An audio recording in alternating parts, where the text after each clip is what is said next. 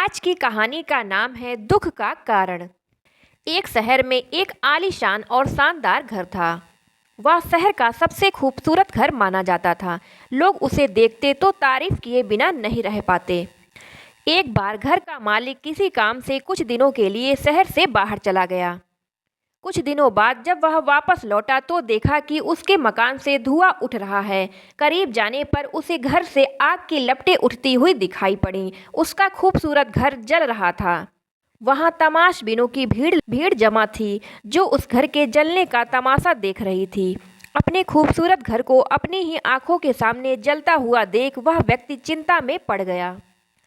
उसे समझ नहीं आ रहा था कि अब क्या करे, कैसे अपने घर को जलने से बचाए। वह लोगों से मदद की गुहार लगाने लगा कि वे किसी भी तरह उसके घर को जलने से बचा लें। उसी समय उसका बड़ा बेटा वहां आया और बोला, पिताजी घबराइए मत, सब ठीक हो जाएगा। इस बात पर कुछ नाराज होता हुआ पिता बोला, कैसे ना घबराऊं, मेरा इतना खूबसूरत घर जल रहा है। बेटे ने उत्तर दिया, पिताजी माफ़ कीजिएगा, एक बात मैं आपको अब तक बता नहीं पाया था।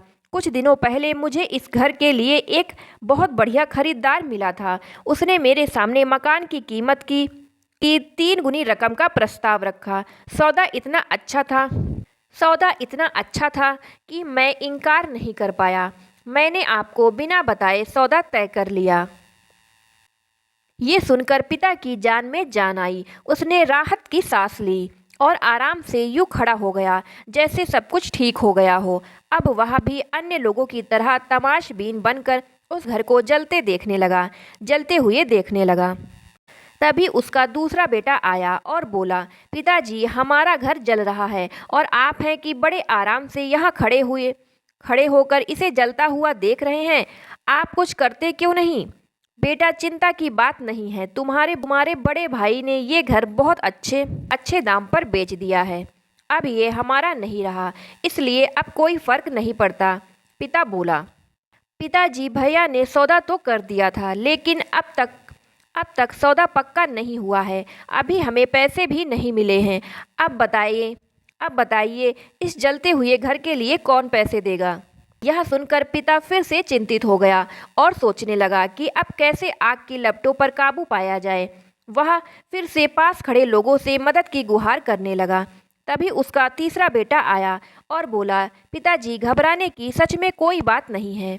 मैं अभी उस आदमी से मिलकर आ रहा हूँ जिससे बड़े भाई ने मकान का सौदा किया था। उसने कहा है कि मैं अपनी जुबान का पक्का हूँ। मेरे आदर्श कहते हैं कि चाहे जो भी हो जाए अपनी जुबान पर कायम रहना चाहिए।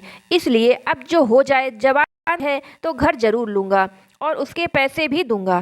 पिता फिर से चिंता मुक्त हो गया और घर को जलते हुए देखने लगा। सीख मित्रों, एक ही परिस्थिति में व्यक्ति का व्यवहार भिन्न भिन्न हो सकता है और यह व्यवहार उसकी सोच के कारण होता है। उदाहरण के लिए जलते हुए घर के मालिक को ही लीजिए। घर तो वही था जो जल रहा था, लेकिन उसके मालिक की सोच में कई बार परिवर्तन आया और उस सोच के साथ उसका व्यवहार भी बदलता गया। असल में जब हम किसी चीज़ से जुड़ जाते हैं तो उसके छिन जाने पर या दूर जाने पर हमें दुख होता है, लेकिन यदि हम किसी चीज़ को खुद से अलग कर देखते हैं तो एक अलग सी आज़ादी महसूस करते हैं और दुख हमें छूता तक नहीं है। इसलिए दुखी होना और ना होना पूर्णतः आपकी सोच और मानसिकता पर निर्भर करता है। सोच पर नियंत्रण रखकर या उसे सही दिशा देकर हम बहुत से दुखों और परेशानियों से न सिर्फ बच सकते हैं, बल्कि जीवन में कई नई ऊंचाइयों को भी प्राप्त कर सकते हैं। दोस्तों, वीडियो अच्छी लगी हो तो वीडियो को लाइक एंड चैनल को सब्सक्राइब कर लेना।